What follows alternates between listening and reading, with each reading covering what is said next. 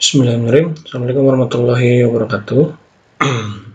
Baik, hari ini kita akan masuk ke materi matematika peminatan kelas 10 ya. Di semester 2 itu kita akan mulai dengan bab vektor.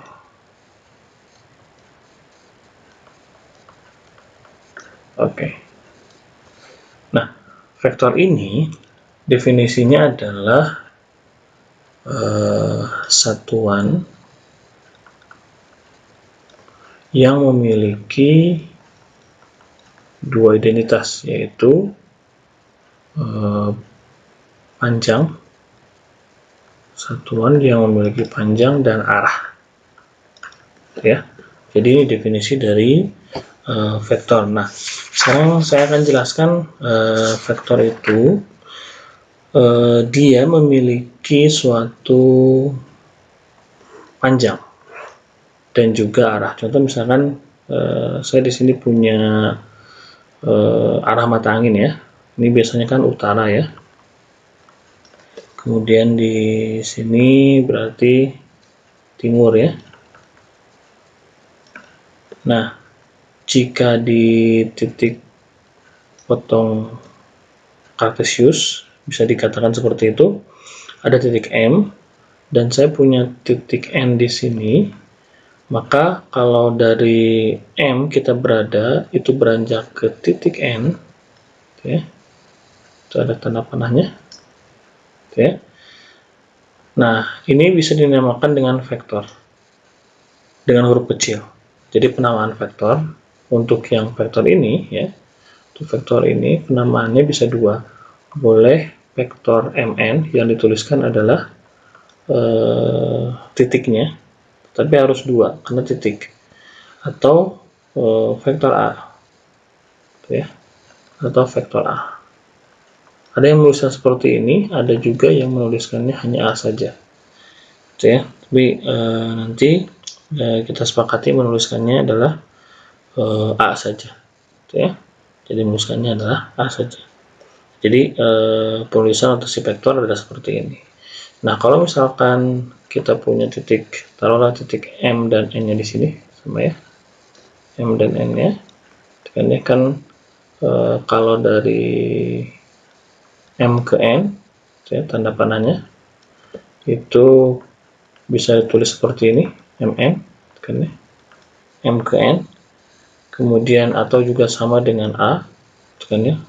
Kalau kita tuliskan A, maka kalau misalkan kita punya di sini M juga sama di sini N, tetapi arahnya dibalik, nah gini, arahnya ke M, maka di sini vektornya menjadi NM. Dan notasi vektor untuk A-nya dia menjadi negatif A. Kenapa? Karena arahnya berlawanan. Gitu ya, secara garis besar seperti itu langkah dalam penentuan notasi. Nah, ini yang jelas vektor M ini bisa jadi sama. Misalkan kita punya di sini contoh saya tadi punya di sini M sama N ya.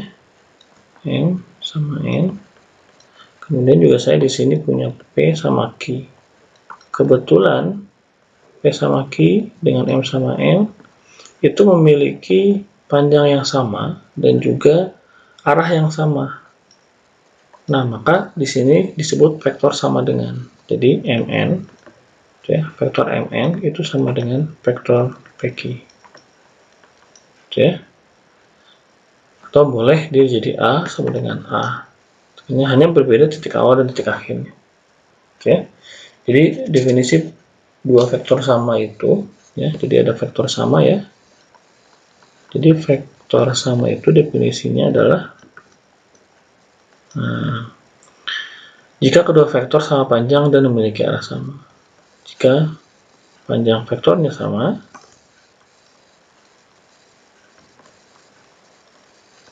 dan apa? Dan arahnya sama. Ya. Dan arahnya sama.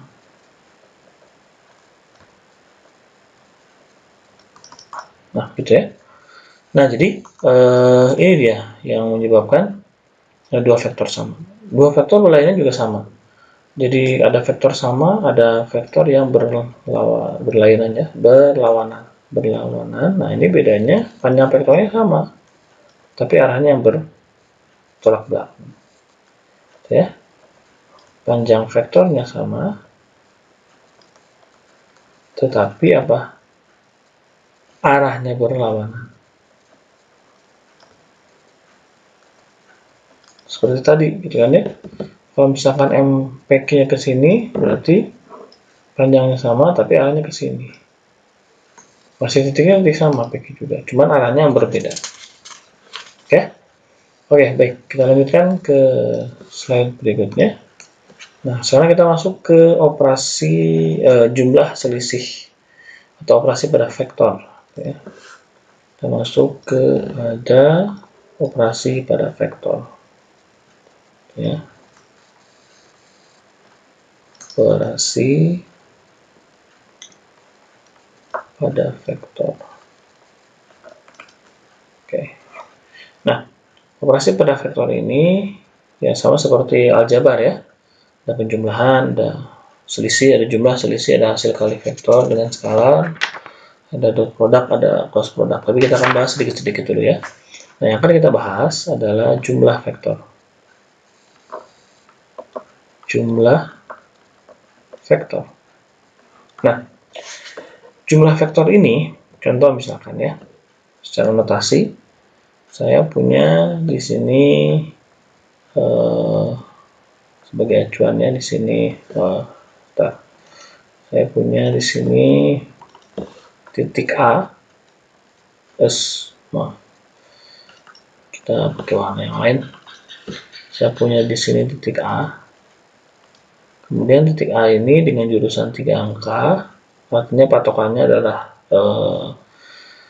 kutub utara atau arah mata angin utara, itu berjalan sejauh 60 km. Misalkan ya, ke B. Nah, di sini B. Kemudian dari B, dia berjalan juga ke arah ini 60 derajat ya. Jaraknya 400 meter misalkan ya. Nah, dari B ke C itu dia langsung menuju ke arah timur ya. Dari B ke C ini 300 meter. Nah, yang ditanyakan adalah berapa jarak dari A ke C, gitu ya. Nah, berarti kan kalau di sini arahnya kan berarti ini pakai tanda panah ya, biar jelas. Maka vektor AB kan ya, ditambah vektor BC itu sama dengan apa? Diambil garis lurus ya kan ya, sama dengan vektor AC, gitu kan? Nah, jadi cara penamaan seperti ini. Nah, ini kaidahnya adalah kaidah dari penjumlahan vektor untuk kaidah segitiga. Ada juga penjumlahan vektor yang menggunakan kaidah jajar genjang. Contoh, kita gunakan titik A, B, C-nya sama ya. A, B, C kurang lebih seperti ini. Di sini A, di sini B, di sini C. Nah, kan kita punya vektornya gini kan. Nah, ini A ke B, kemudian B ke C. Nah, kalau tadi menggunakan segitiga, sekarang menggunakan kaidah jajar genjang. Yang pertama, dari A, kita buat sejajar dan panjangnya sama seperti dari B ke C. Seperti ini, satu. Kemudian dari sini baru hubungkan. Nah, gitu ya. Atau maaf, salah ya. Nah, kalau tadi kan di ujung ya. Kalau tadi caranya A, B, kemudian dari sini kita mulai. Kan ya. Kalau yang tadi pangkalnya disatuin. Kan. Jadi pangkalnya disatuin itu yang ini yang dari B ke C, B-nya disatuin ke A. Jadi yang ininya pindah ke sini. Gitu. Jadi nanti ini vektornya kan ada 2. Kan ya. Kan kalau tadi yang ininya disimpan di sini kan. Sekarang yang BC-nya disimpan di pangkal yang sama. Nah, cara membuatnya kita buat jajar genjang. seperti ini, nanti akan menghasilkan penjumlahan vektor dengan arah yang sama dan panjang yang sama. Nanti pasti akan sama dengan ini nanti, gitu ya. Ini nanti dia akan pasti sama dengan ini panjangnya. Dan kaidah jejer genjang ini juga bisa dipakai untuk kalau pengurangan vektor, ya. Jadi kalau misalkan penjumlahan vektor juga sama. Pengurangan vektor contohnya misalkan begini. Pengurangan vektor itu ini jumlah vektor ya. Nah, kalau sekarang selisih vektor ya. Selisih vektor itu sebetulnya sama dengan penjumlahan, cuman dijumlahkan dengan kebalikan dari arah vektor pengurangnya. Contoh misalkan yang ini misalkan AB, saya ingin kurangi dengan BC, gitu kan ya. Ini tuh sama dengan AB ditambah dengan negatif vektor dari BC, gitu ya. Sehingga kalau misalnya kita sketsa dengan permasalahan yang sama tetapi operasinya adalah kurang, maka ini AB kan ya, kemudian BC itu kan ke sini, tapi karena negatif, kalau kita menggunakan kaidah segitiga berarti jadi ke sini. Nah, sehingga AB dikurangi BC itu jadi yang mana? Nah, jadi dari sini ke sini, ya kan? Ini A, kan ya? Ini negatif B. Maka vektor ini adalah A min B.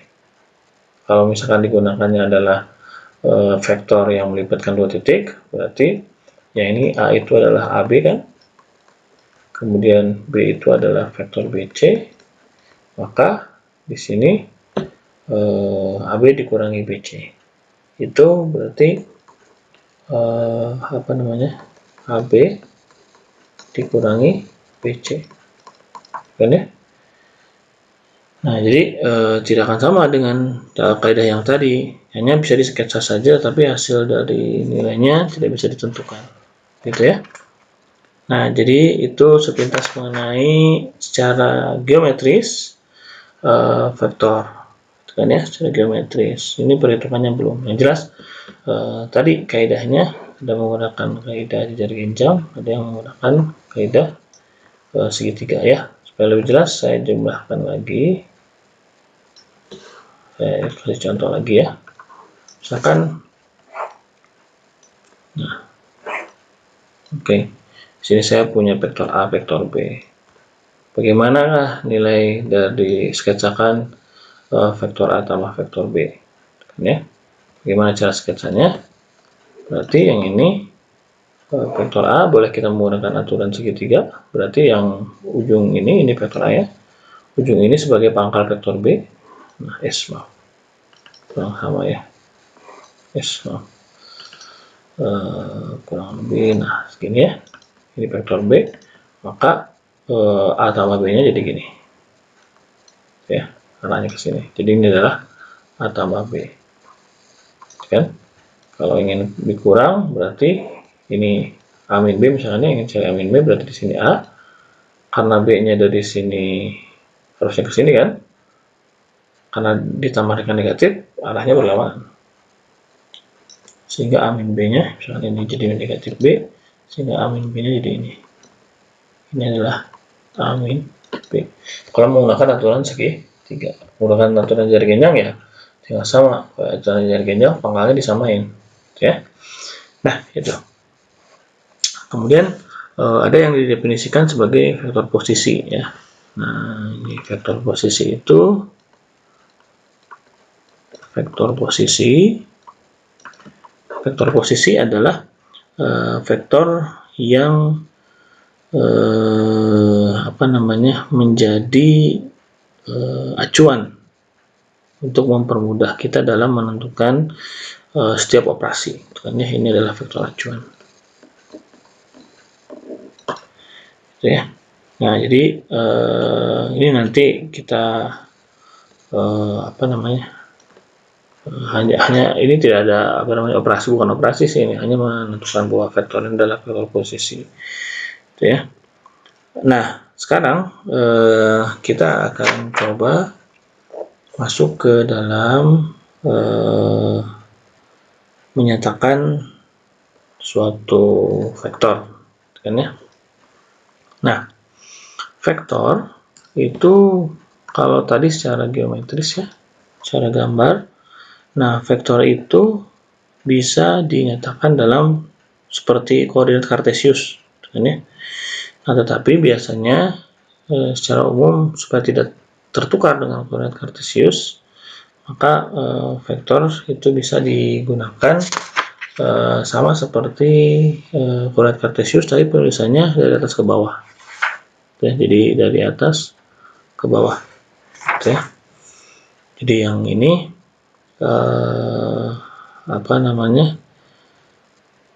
dibuat contoh misalkan begini.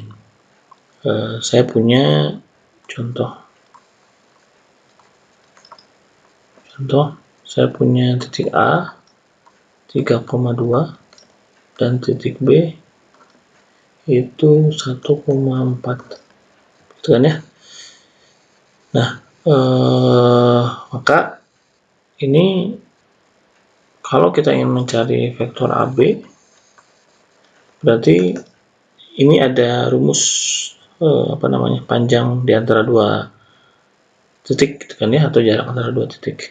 Itu rumusnya adalah x1 min x2 kuadrat ditambah y1 min y2 kuadrat, gitu kan ya. Nah, tapi untuk yang ini nampaknya belum diperlihatkan di awal, gitu kan ya. Tapi yang jelas seperti ini. Kalau kita punya titik A dan titik B di koordinat ini, misalkan ya 3,2 dan B 1,4, nah maka vektornya itu bisa, misalkan setelah kita hitung yang ini ya, kita dapat vektor AB-nya itu adalah untuk selisih dari X dan Y-nya itu tinggal dikurangi, begitu ya. Nah, ini kan angka panjang vektor AB-nya. Maka kalau di sini vektor AB-nya itu adalah hasil pengurangan dari titik terakhir ke titik awal. Jadi di sini 1 min 2, tapi tulisnya ke bawah. Kemudian di sini 4 min 3. Jadi vektor AB itu komponen vektornya itu adalah negatif 1, negatif 1. Gitu ya. Nah, jadi harus dibedakan kalau ini masih berbicara tentang titik, ini berbicara tentang titik, tapi kalau sudah seperti ini penulisan atas bawah berarti dia komponen vektor. Gitu ya. Jadi ini komponen vektor. Nah, sekarang supaya ada hitungannya, kan ya, kita akan coba secara awal membahas mengenai besar atau panjang vektor, kan ya. Nah, atau nampaknya ini sebagai bahan awal untuk kalian pertimbangkan atau dipelajari. Nanti materi minggu depan selanjutnya akan diberikan latihan soal sekaligus dengan latihan soal yang sekarang. Karena memang materi vektor itu yang pertama harus memahami tentang definisi dari vektor. Mungkin untuk video yang sekarang saya cukupkan sekian. Terima kasih. Assalamualaikum warahmatullahi wabarakatuh.